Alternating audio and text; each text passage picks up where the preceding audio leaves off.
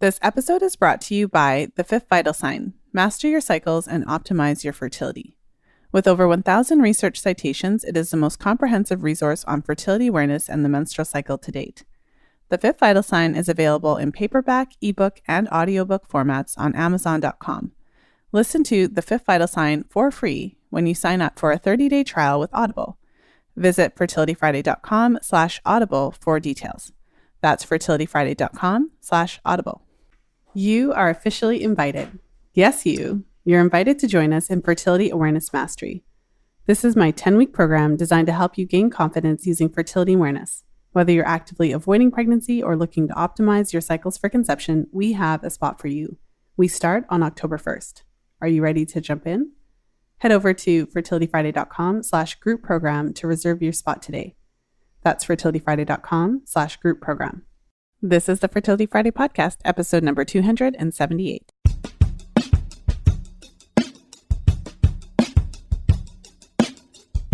Welcome to the Fertility Friday podcast, your source for information about the fertility awareness method and all things fertility. I'm your host, Lisa Hendrickson-Jack. I'm the author of The Fifth Vital Sign and the Fertility Awareness Mastery Charting Journal. I'm a certified fertility awareness educator and holistic reproductive health practitioner with nearly 20 years of experience teaching women to connect to their fifth vital sign through menstrual cycle charting, balancing hormonal health, and optimizing the menstrual cycle without hormones. I'm outspoken about hormonal birth control and its impact on fertility and overall health because you have the right to know how your body works and how artificial hormones disrupt that natural process. I host live coaching programs to help you achieve optimal fertility and health because it's important to have healthy menstrual cycles regardless of whether or not you want to have babies. I'm also a wife and mother of 2 beautiful boys. I know, I'm a busy girl, but I managed to fit it all in. This podcast is designed to empower you to take full control of your cycles, your fertility, and your overall health. And I'm so excited that you're here with us today.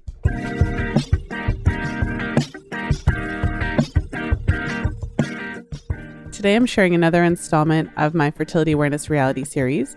And in today's episode, I'm sharing my conversation with Natalie, who is a member of my most recent Fertility Awareness Mastery group program. And we actually recorded our interview the day after, or a couple days after our last session. And what's interesting and informative about today's episode is that Natalie is a health professional. She's a nurse, and she shares her experience, just what it's like to go through that training, and then have your own personal experiences that kind of contradict some of the things that you've been taught professionally, and also support women with professionally. And so she shares a little bit about her experience and how it has changed the way that she interacts with her patients. And so I think that's always really a great opportunity to be able to hear those experiences. And I've had the opportunity over the past 5 years to interview a number of health professionals. And it's always very interesting to just hear that shift that happens, the comparison between what you're learning in the textbook and in your training versus what your lived experience is, and how that affects how you're interacting with patients. And so without further ado, let's jump into today's episode with Natalie.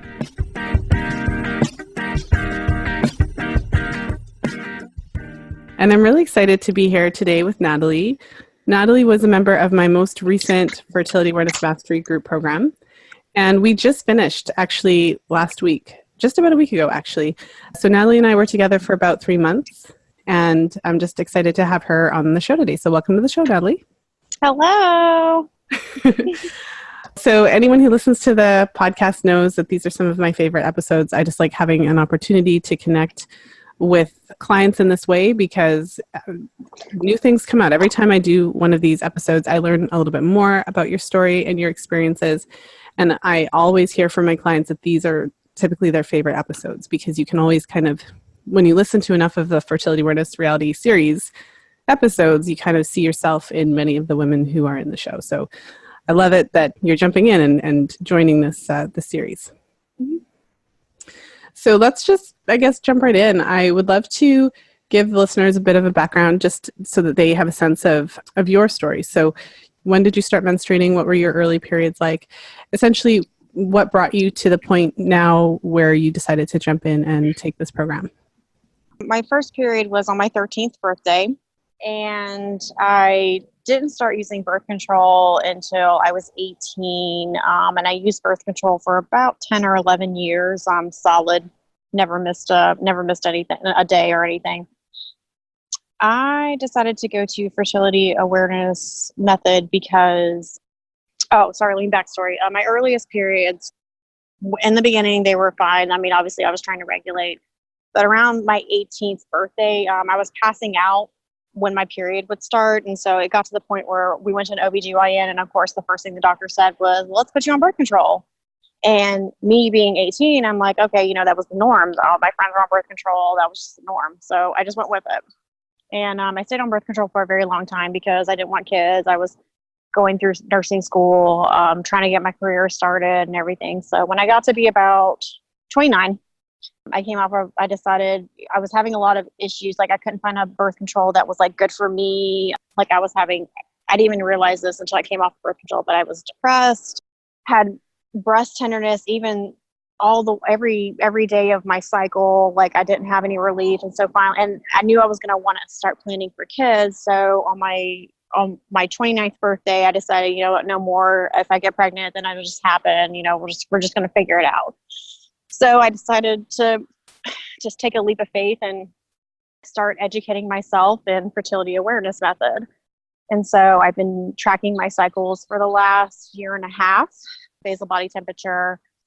And I've over the last year and a half, I noticed that I was still having questions, still having issues. Like I just feel like I wasn't grasping the concept no matter how much I read. So whenever this class opened up, I decided, you know what, like, yes, I'm gonna take the class because maybe somebody can give me some insight as to like my cycles, like help me out. And I've been trying to conceive since January of this year. So I took the class and got educated and just learned a lot more than I felt like I was getting from a book. I felt like it was like a hands-on experience, which for me is the best way that I can learn. And yeah, just felt like I've just gained so much knowledge, and I feel like I can actually talk to other people about it now and say, this is what I've learned. Let me tell you about it. And being a nurse definitely does help that. So. Well, I'm glad that you jumped in when you did.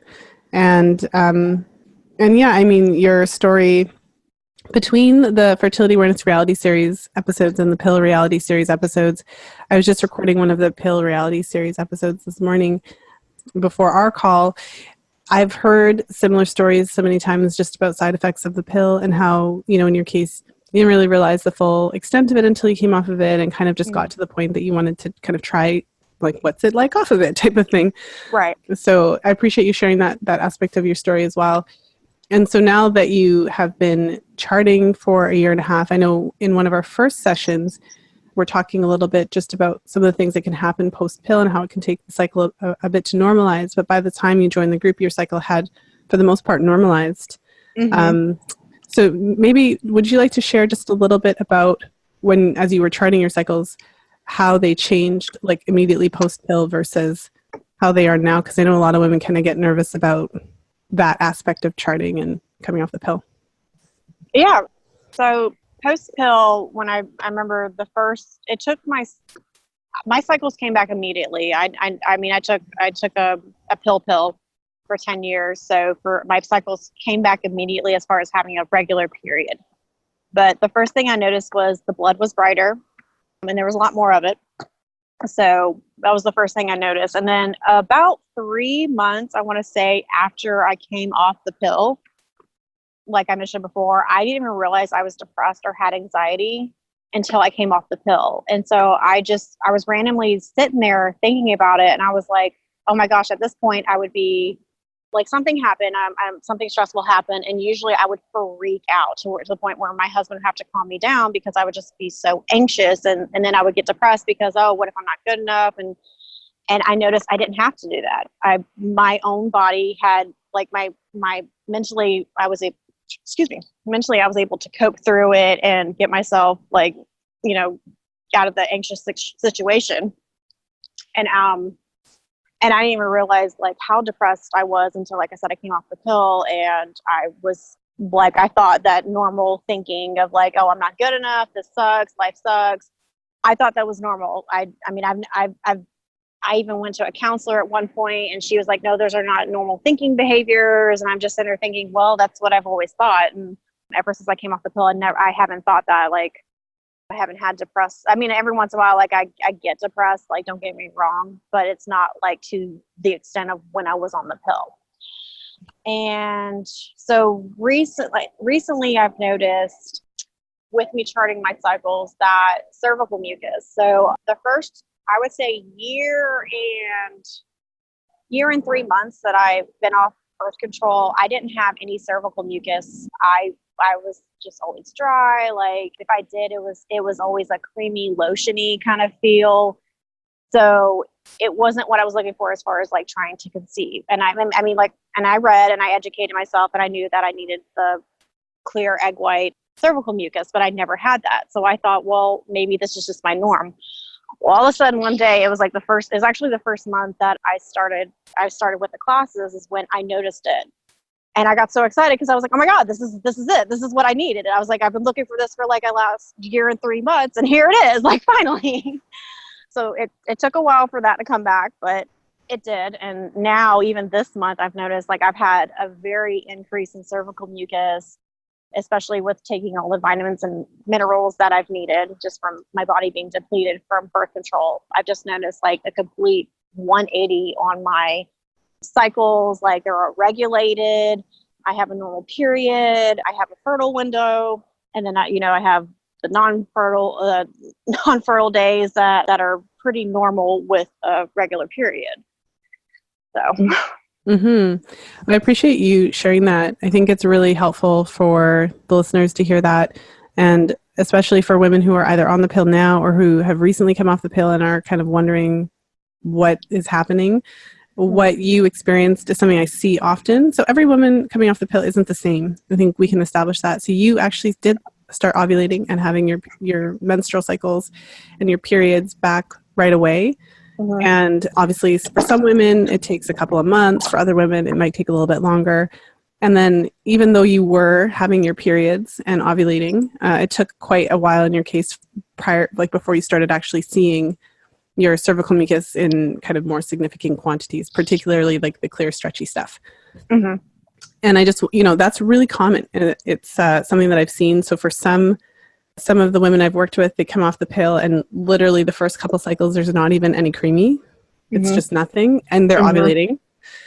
They're still tracking. So they're taking their temperature. So we know that they're ovulating in some of these cases that I've seen, but like absolutely no mucus. And then it does start to come back. So I've never worked with someone where like it literally never comes back. So that's good to know. Don't freak out if it doesn't come back right away, but just know that it can take a little bit of time. But in your case, what's interesting as well is that, like you said, like it was like a year before you saw any mucus that is clear and stretchy. Mm-hmm. So just one thing I want to say, because of course, anyone who does, as you mentioned, like you educated yourself about it, you read about it, you are a nurse, so you have medical background. And of course, as women, many of us are quite type A, and I can call that out because I am as well. So anything that isn't textbook, we really start to worry. I've seen women conceive, even if their mucus isn't perfect. I've seen women conceive with only the creamy type mucus. And I've seen women conceive even if they never have enough to actually stretch between their fingers, but they're just getting like a slippery sensation when they're wiping. So as long as there's ovulation in a cycle, pregnancy is possible. And there's many factors that can impact a woman's chances of conceiving. So absolutely, cervical mucus is extremely important. And we talked about that at length in our class together. I just want to say that to be reassuring, because it is possible, even if the mucus isn't like quote unquote perfect. And there was something else that struck me when you were sharing your experience. And what really struck me is how you were talking about you gave a specific example about your emotions and how you kind of had that moment of noticing like, wow, I usually would respond in one way and I'm not responding that way anymore. You were on the pill, you said, for, was it 10 or 12 years? I think 11. I think it ended up, it was 11 years. Yeah, it was 11. So, and again, I mean, you're in the medical profession, in the medical field. So given your experience of just that emotional shift and how it was different, but specifically how you didn't really like you had no clue that it even, like nothing was even kind of like in your mind about how it could be related until after you came off, and several, like kind of, you mentioned 3 months later, you kind of reflected and were like, huh. So with all that in mind, I'm curious about your just thoughts and reflections of it, of the pill, and kind of how you look at it now. And even as a nurse, like, has it changed how you look at the pill or other hormonal birth control methods? Yeah, I would say it's definitely changed me because, okay, so like I said, I'm a nurse. I see it, deal with it in every aspect of it. So this is the one thing I absolutely hate about doctors, and I will say this till the day I die, is doctors are so quick to prescribe a pill. You come in, you have a cough, they go, oh, here's some antibiotics. And so you, even if you don't need it, you get it. And so, because you're trusting your physician to say, okay, this is, he knows what's best for, excuse me, he knows what's best for me. I obviously need to take this. So you take it, but you don't realize how much it'll affect you until, later on down the line, you're like, well, why is that happening? Well, it's because you took this initially. And there's so many side effects to medications that a lot of patients don't realize that. So birth control, when I was 18, like I said, like I had no idea that depression and anxiety can be a part of that. And as I was reading and trying to educate myself on fertility awareness, it said that you could possibly have depression and anxiety. Well, like I said, if you have this, you're going to go to your doctor and say, I have depression and anxiety. Well, you get put on another pill. Therefore, you're taking birth control and you're trying to take something which causes depression and anxiety. And then you turn around and you get something for depression and anxiety. And then you have those side effects along with it. So you're multiplying you're literally treating the side effects for something that could just be eliminated altogether. Just by not taking the pill or whatever. And if I would have known that, I would have come off of it years ago. I would have said, no, I obviously, like, if this is affecting me, this is affecting my life, like I need to come off of this. And with being a nurse now, whereas before you read about fertility awareness, but what you're taught in nursing school is it doesn't work. It's like 86% effective. You're gonna your patients are gonna end up pregnant.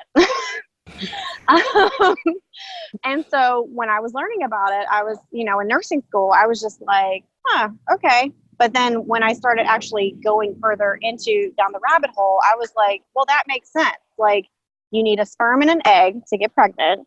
Therefore, if you don't have that, you have sex on days that you're not fertile, you're not going to get pregnant. I was like, that absolutely makes sense. It's biology. It's the reason why not women can get pregnant like immediately. It's because you have to have all the factors into play. And so, like I said, like now I'm talking to, I have a friend right now. She's like, well, I'm thinking about having kids. And I was like, well, how long have you been, she's 27. I'm like, well, how long have you been on birth control? And she's telling me, and so I'm like, well, you probably need to come off the pill and start preparing your body for this. And she said, but I don't want to get pregnant. I was like, well, there's a lot of factors into play with this. And so I am definitely educating my patients. I'm educating other people about it and saying, there's a lot more risks that are involved than just taking a quick, easy access pill. So. Well, yeah, thank you for sharing your reflections on that. I think it's interesting. I think it's kind of, so when I hear something like that, I think where my mind goes is just the feeling of, I don't know how it would feel when you've been taking something for so long to find out that it was. So for me, there would be like a little piece of kind of betrayal. Like, how did I not know this? And also kind of what would life have been like, without those feelings of depression and anxiety. So yeah, this is the whole reason why I point things like this out, because I hear a lot I get a lot of feedback, and it's kind of like, well, you're never interviewing someone who had a positive experience. Technically right now I am, because while you were on it, it doesn't sound like you actually had your experience. If we had asked you, say age 28, age 27, do you think you would have been if, how's your experience been on the pill? What do you think you would have said prior to coming off? Age 27, it's funny because that's the age I actually introduced myself to fertility awareness. when I got married at the age of 26, I was actually thinking about it, but I was so worried with going back to nursing school and getting my RN license that I was so afraid that I was not going to be able to keep track of it and I was going to get pregnant. And that's the last thing you want to do when you're in nursing school because it's already crazy.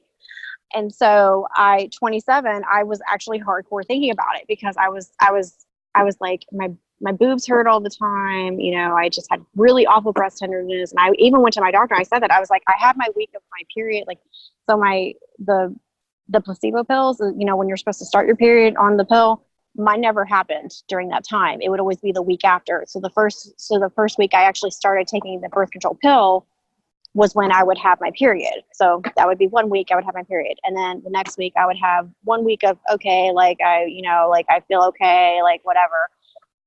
The following week I would have breast tenderness for 2 weeks. And then my PMS symptoms would come back so hard that I was just like, I'm absolutely miserable. Like I'm pure miserable. So I went to my doctor. I told her that. She's like, well, let's switch you to another pill. Well, same thing. Like I never got relief. Either one time I had really bad menstrual headaches, like around the time of my period. So my doctor switched me to another pill. Well, then I had breast tenderness. And then the next, so I switched to another pill. And then I pretty much was completely, I had no arousal fluid. I was I would have to use lubrication all the time. And it was not fun for it to have sex. And so I would switch to another pill and then I would get something else. And so I just never could get something that I really enjoyed. So at 27, I was like, you know what? You're at that point where you're going to start having kids. Like you want to have kids, you know, we'll start planning for it. So then, like I said, I read further into fertility awareness method. And when I came off the pill, January 5th of 2018, I sat there and I said, you know what? You get pregnant. If you don't, you know what? You're just going to further educate yourself and just see where this leads you. So. Mm-hmm. Well, yeah, it sounds like your experience was more tumultuous. Definitely there was issues and then you had kind of like searching to find something that would be better, something that would give you some degree of relief. Mm-hmm. Well, let's switch gears into your session today. So we've had multiple sessions together, both in the group and privately as well. And obviously had lots of great conversations. Mm-hmm. Coming into today's session, was there anything in particular that you wanted to make sure that we focused on? Did you have any questions that were kind of standing out, or just so we have a sense of what to focus on today? Sorry, I was reading a text message and my boss was texting me. Can you repeat the question? I'm sorry. No worries. So we've had multiple sessions together, both in the group and also privately. And just to get a sense from you, what would you like us to focus on today? Or did you come into the session today with some specific questions? Yeah, that was. Okay, sorry. Yeah. I still have, I think my issue is just, I'm wondering if it's just with the Justice charting app.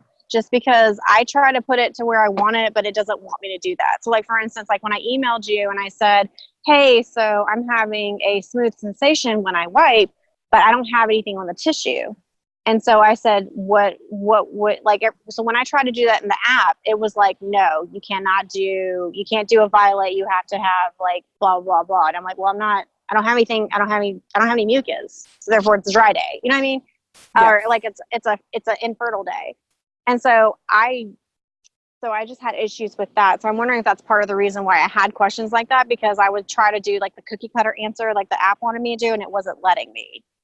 Yeah. I mean, that's one of the challenges with any app that that enters in information. So with my clients, I recommend either the Justice charting app, as you know, or paper charting. But one of the challenges, even with the Justice app, is that it does fill in certain pieces of information. It's programmed with the rules. So there's certain things that won't allow you to write in, obviously, which makes it more confusing. So if you have a smooth sensation and nothing on the toilet paper, you would use a green dot, the letter S for smooth, and then if there was nothing on the toilet paper, then you would just mark that there was nothing, and the corresponding notation would be 0. Okay. Certain things it won't let you do. So, for instance, if you were to wipe and it was like smooth, but you had clear and stretchy, it wouldn't let you like put a dark purple dot and then say smooth. Mm-hmm. Or like or it might not let you, like, so things like that. Like there's all those little details. So what I typically suggest in those cases, Natalie, is to just like what happened. So there's like three parts of like what you're writing down. You're writing down what it felt like when you wiped, and you're writing down what you saw. Mm-hmm. And if it won't let you, then you just kind of put in whatever needs to be put in and put a comment saying what you really saw. That's usually how I suggest to go around that. Okay. Yeah. I think I was thinking about like doing the paper charting just because, just like if I can kind of morph it into what I want. You have free range. So that's what I was thinking about doing recently. One of the questions that I have is like, so last night, or yesterday, I saw clear egg white cervical mucus pretty much all day. Like that was the most I've ever seen it in a day. So I had sex, of course, because I'm trying to get pregnant. And today I saw this morning I saw the semen elimination. I saw that. And then, but typically after we have sex like that, I don't have a lot of cervical mucus, or if any. So is that typically normal? Do you mean when you have sex, you typically don't see very much the next day? Is that what you mean? Yeah.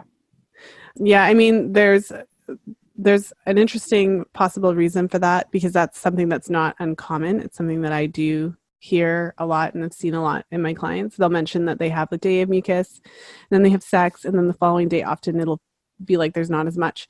And so one of the theories behind why that might be is that we talked a lot about mucus and the different roles and how mucus draws the sperm up into your cervical crypts.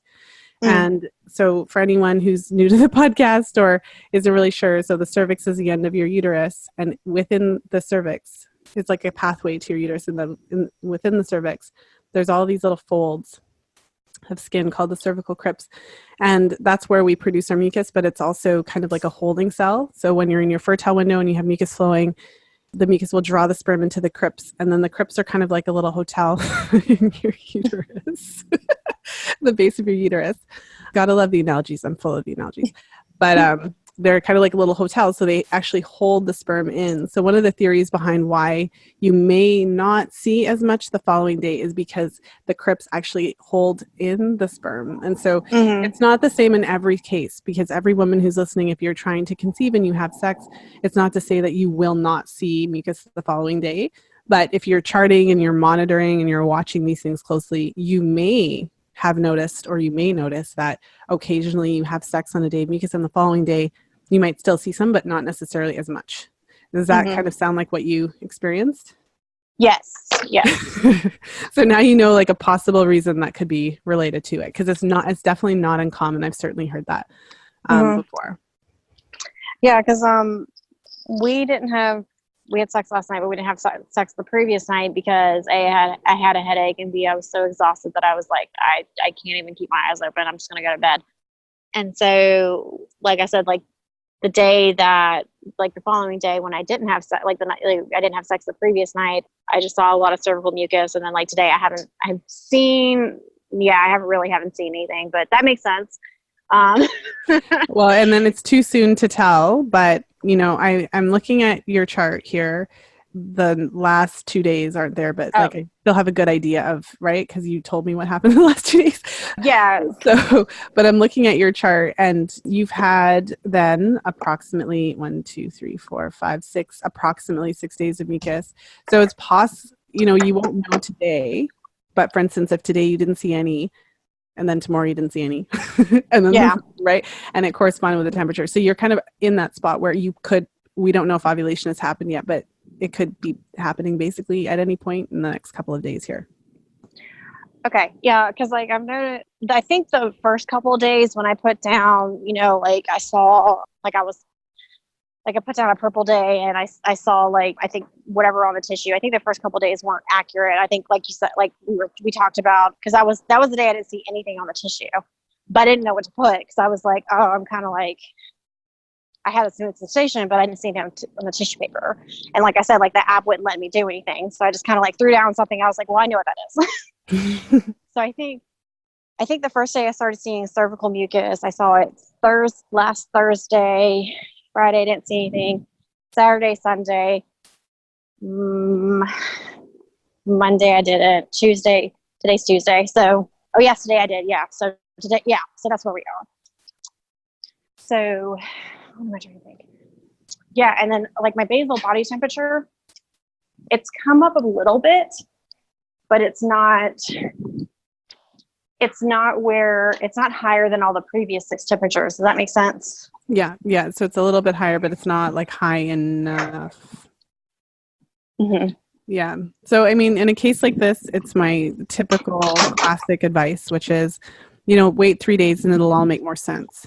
Because when you wait the 3 days, it's like one or the other. Either you're going to show clear signs of ovulation or you're not.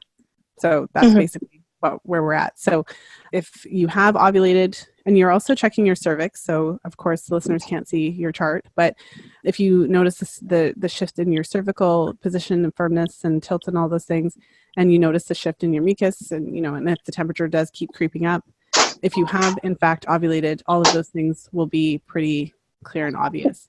And in your previous cycles, we've seen a very clear temperature shift. You have seen a shift in your cervical position or texture, openness, etc. And also the mucus. In the previous 2 cycles that I'm looking at here, after ovulation, your mucus dries up pretty clearly. Yeah. And we had talked about timing a little bit, and you brought up an important point because it's hard. It's hard when you have the small window because now it's not every day. It's only depending on how many days of mucus you have, right? 5-6 days maybe.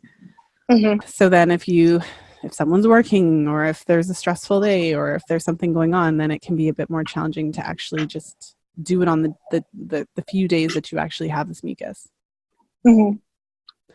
So overall, how are you feeling about charting? You mentioned it a little bit. How are you feeling about the method, about charting, about interpreting all of the signs, identifying your fertile window, all of those things?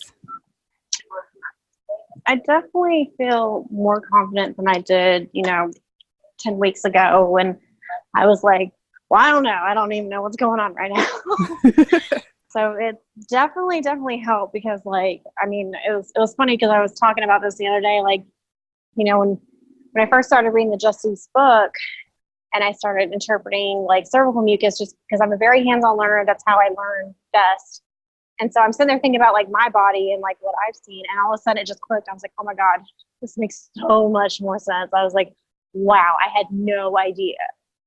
You're always taught you're to have a baby, you need a white, clear mucus. And I'm like, well, and so I'd look at my body and I'm like, is this it? I don't even know is that right? Is that what I'm looking for? So yeah, it definitely did help. I'm still a little apprehensive, like I said, with the confusion of, okay, so I don't have any mucus today. So am I supposed to have sex or am I supposed to just wing it and see what happens or, wait till tomorrow? Well, I do. So for that question, my recommendation is to, have sex on the days that you have mucus and then keep having sex until you're able to confirm ovulation. And then, of course, the reason for that advice is that you don't want to inadvertently miss your best days. So if we look at your previous cycles, we can see what has happened. I can see what has happened over the past 3 months, which is that you start seeing mucus, you ovulate, and then the mucus goes away, and then you kind of move on to the next phase of your cycle. And so I always try to stress, one of the benefits of working with an experienced educator, learning a specific method, all that is all of those experiences that you don't have to have in order to know they can happen. I wanted to just pop into today's episode with Natalie to remind you that registration is now open for Fertility Awareness Mastery. Now, Fertility Awareness Mastery is my live 10-week group coaching program where we take a deep dive into the fertility awareness method and your menstrual cycle, your hormonal health, and your fertility. Now, whether you're actively trying to conceive and you're wanting to find out what you can learn from your menstrual cycle about your fertility, your hormones, and your overall health so that you can increase your chances of conceiving naturally, or whether you're actively avoiding pregnancy, and whether you are actively avoiding pregnancy for the foreseeable future, or if you have plans to start trying to conceive within the next 6 months, 1 year, 2 years, we have a spot for you in the group. We're starting in about 2 weeks from now, so if you're listening in real time, make sure to head over to fertilityfriday.com/group program for details and also to register today. We start on October 1st. Will you be joining us? So again, that's fertilityfriday.com/group program. Now let's jump back into today's episode with Natalie.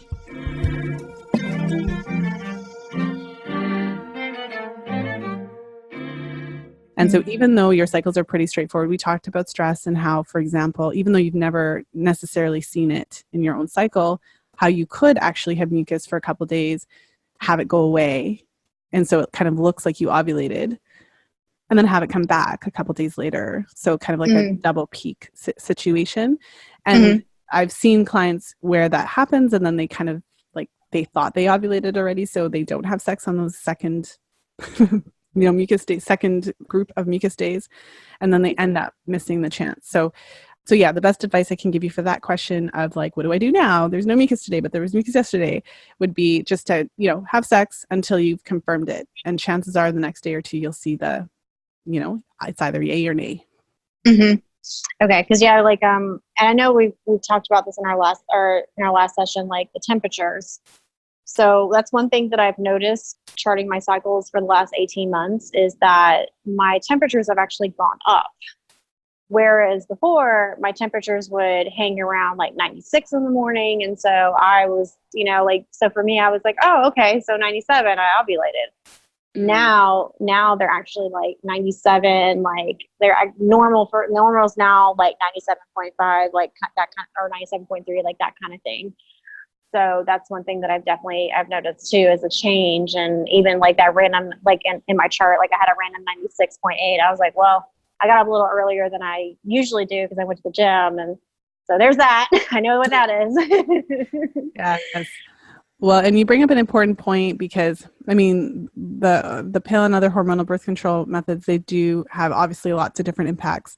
But one of them, they're known to suppress thyroid function to some degree and also deplete certain nutrients that your thyroid really needs. So they deplete like selenium and zinc and magnesium. And so you mentioned that you've been, doing all the things to replenish your nutrient stores and prepare your body for pregnancy and, taking your prenatals and also, all the things that we've spoken about in the group. And so it's, as you do those things and as your body just naturally normalizes, in many cases, that's what is going to just bring back the temperature. Essentially, the temperature is reflecting your metabolism as well. So it's bringing that back to the normal range. If you come off the pill, and you start taking your temperature and the temperatures are really low, you can't assume that you have thyroid problem or something right away, because what you could be seeing is just the transition period as your body recovers from being on the pill. Yeah. So I didn't put this in my chart today just because, like I said, I literally woke up and got ready for work. But my temperature today was 97.56. So would you say that's like I still haven't ovulated yet? Or would you say like Yeah, I would say that that's not enough evidence. Okay.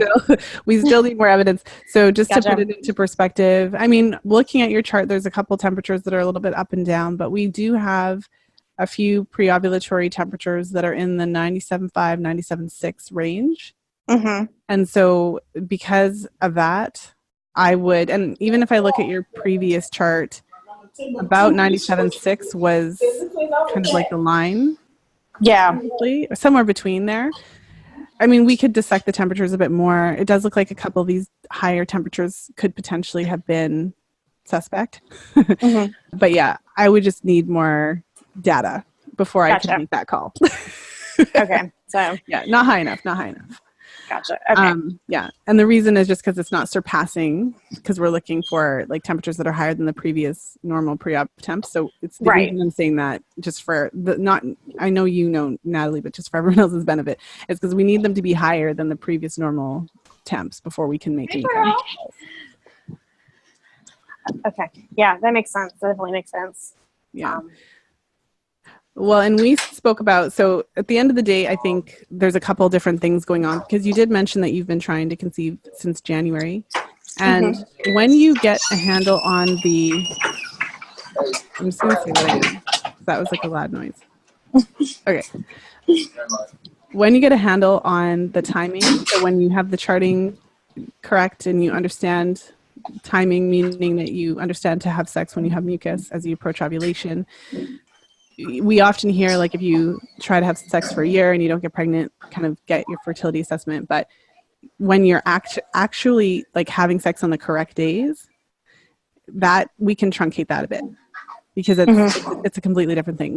There's a term for that called fertility focused intercourse, when you're actually timing it correctly every time. So we spoke about some of the other factors to look for, and I know you're looking into those things on your own. We talked about sperm quality and all kinds of different things, because it's something to keep in mind. Like, it's a little bit different when you are, like I said, like, and also keeping in mind that if you have a cycle where you're charting, but like your partner's traveling somewhere and you don't actually have sex on the day, then we wouldn't count that cycle.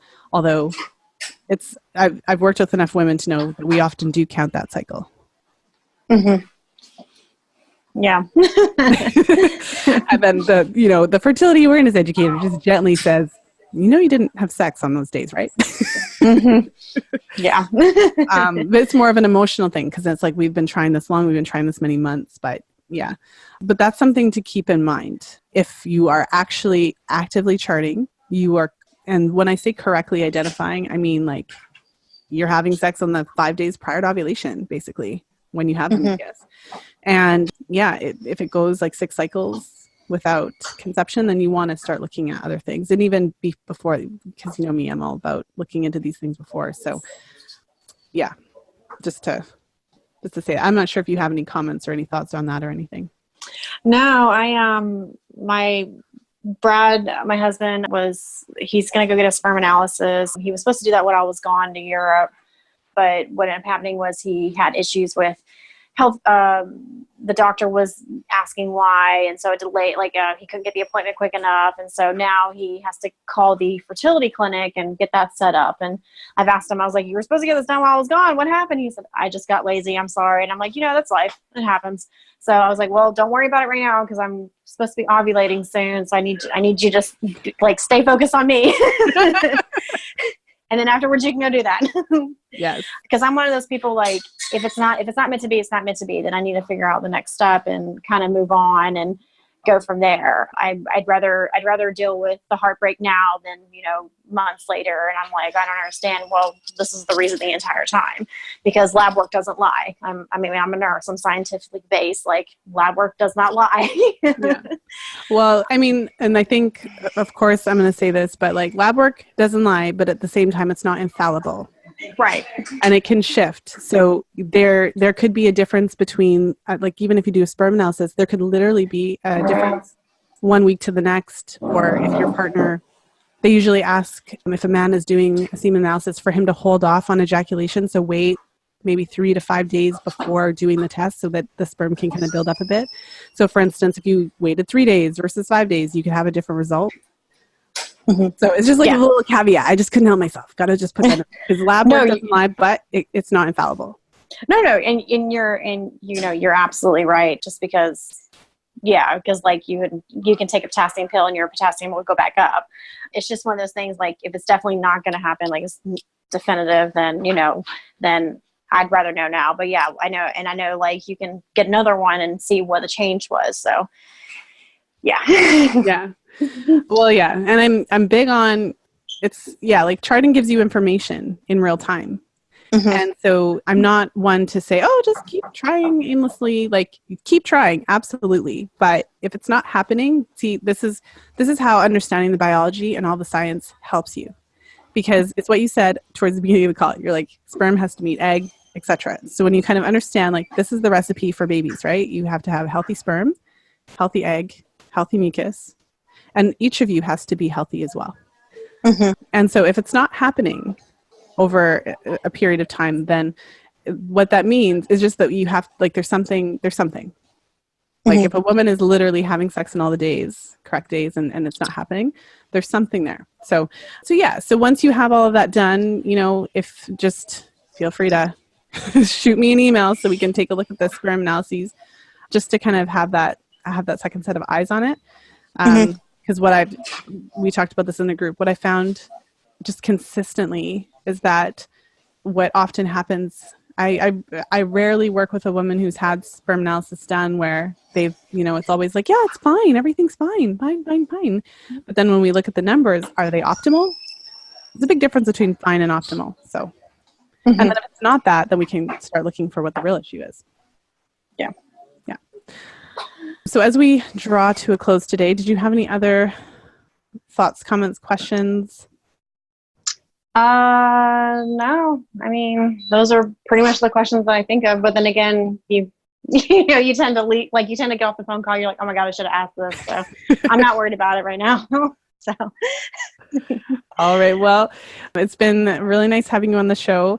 Just a few closing questions for you. For a woman who is on the pill or thinking about coming off the pill, but somewhere along that journey, potentially just absolutely terrified of getting pregnant before she's ready, because I think that's one of the biggest concerns even for your friend. It's almost like being off the pill is synonymous with being pregnant immediately.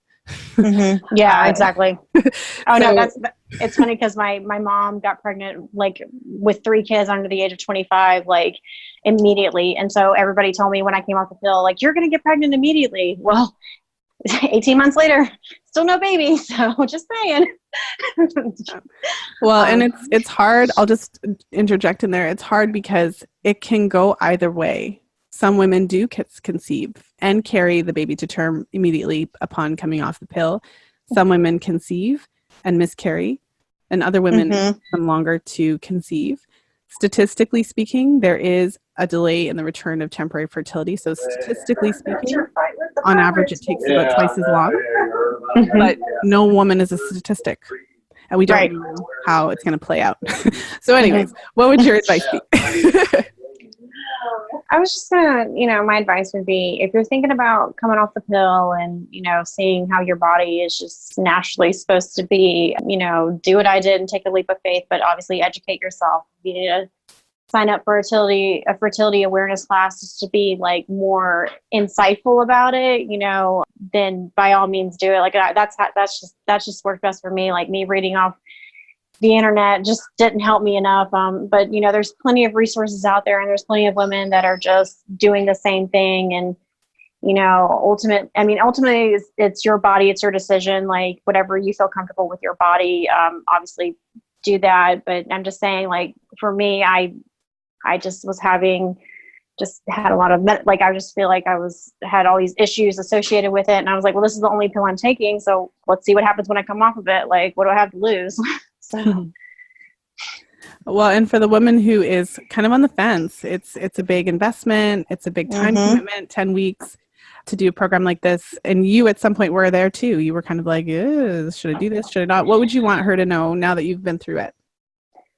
I would say, me being in nursing school, like, I had a lot of student loans. So I worked overtime a lot with being a nurse. So I, dropping, that much money in that little time frame, you're like, oh my gosh, that's $100 a session, like blah, blah, blah, blah. But so what I did is initially I tried to do whatever I could. I educated myself, kept reading, read all the books. And I finally got to a point where I said, you know what, you've been thinking about it for a while. You've been doing everything you can. This is going to be the next step, because you still have questions. You still are, you still can't, what was I thinking? Sorry. You still have questions about it. You still are having issues with it. So just invest in yourself, because your health is something that you'll never get back. And that's something that money can't put a price tag on. So. Well, no, thank you for sharing that with us, Natalie. And thank you for being here today and sharing your experience and your story. I know these episodes really, they just really impact women, especially for the women who are listening, who can kind of resonate with your story and your experience. So I know how powerful these episodes are, and I really appreciate you being with us. Thank you. I appreciate you interviewing me. Thank you for listening. If you enjoyed today's show, please share it with a friend. You'll find the show notes for today's episode over at fertilityfriday.com/278. I just want to take a moment once again to thank Natalie for coming on the show and sharing her experience and, of course, her perspective as a health professional. As I mentioned at the top of the episode, it's always nice to hear just the difference between what is taught in medical school for doctors and in nursing school for nurses versus your lived experience. And so that's been something that I have, noticed multiple times on the podcast, having the opportunity to interview hundreds of amazing guests, many of whom are health professionals, particularly in the medical field. And so it's really interesting every time to hear that difference between what you're taught in the textbook, what information you're told to, provide to clients versus your lived experience. So for women, I think it's often quite a challenge to have to have an experience that goes against something that you've been taught in school, right? Being taught that the pill is the best thing in the world and it's completely safe. And there's only these rare cases where women have these life-threatening circumstances and not really being taught about the depression and the low libido and the more common side effects that women are facing, only to experience those yourself and have to kind of find your own way to figure that out. And also, and I've interviewed women who have had issues coming off related to their fertility, whether it takes quite a while longer to conceive than they thought, or whether it takes time for their periods to come back at all. Again, this challenges what we've been taught when you've been classically trained in allopathic Western medicine, and when you actually need support, that modality does not have answers for you. And that's, of course, where the Fertility Awareness Mastery 10-week live coaching program comes in, because this is a different modality. This is a different way of looking at the menstrual cycle. This is not the way that doctors are taught. This is a completely different way of supporting women to connect to their menstrual cycles, to understand their menstrual cycles, and to be able to utilize their menstrual cycles as a vital sign, and also as a specific way to either achieve or avoid pregnancy, depending on what your intentions are. If you're currently taking hormonal birth control, or if you've recently come off and you're wanting to transition into using fertility awareness as your primary birth control method, but feeling slightly terrified that you're going to get pregnant right away, I want to invite you to join us in Fertility Awareness Mastery, my 10-week live group coaching program, where we really dive deeply into fertility awareness charting. It's helpful for a number of reasons, but especially if you are in that stage where you're not necessarily trying to conceive right now, but something on the horizon within the next few months or the next few years, and you're wanting to, you've learned all this amazing information about how your menstrual cycle is related to your overall health, and you're wanting to really restore that natural hormonal balance. So you're wanting to allow your body to transition off of hormonal birth control. You're wanting to support your hormonal health to ensure that your cycles are falling in the optimal range and that you are, preparing for pregnancy in every way that you can. But at the same time, you don't want to get pregnant right yet. This isn't exactly the right time for you. And you're, slightly terrified of getting pregnant, immediately after coming off the pill. So that is you. We certainly have a place for you in the program. And what the program does is it helps you to fast track that learning curve. So instead of having to muddle through all of this information on your own and not to have a very specific and reliable place to ask your questions, to have them answered right away, and to have somebody go through your charts so that you know exactly what's happening with you and what your best strategies should be, that is what we're here for. That is what the group provides. It provides you with support. So every week we're meeting live. You have an opportunity to ask your questions within our group sessions. You will have the opportunity to have your chart reviewed multiple times within the group so that we can actually go through exactly what's happening with you. And we also have a private session together where we can go even deeper into what's happening with your charts and your cycles so that we can develop a specific strategy for you. And so whether you are actively trying to conceive and you're wanting to take a deeper dive into your cycles to figure out what you can glean from them and what you could be doing differently to improve your hormonal health and your fertility and your cycles, whether you are actively avoiding pregnancy and you've recently come off the pill or not, or you've never been on the pill before, but either way, you're wanting to rely on fertility awareness as your primary birth control method. Again, we learn a specific method of charting that will leave you feeling confident with your cervical mucus observations, your basal body temperature, as well as your cervical position. But in addition to that, developing specific strategies to manage the fertile window based on what is going to work for you and your partner. No more guessing, no more wondering if the information that you're getting online is accurate. We can go straight to the source here and have your questions answered.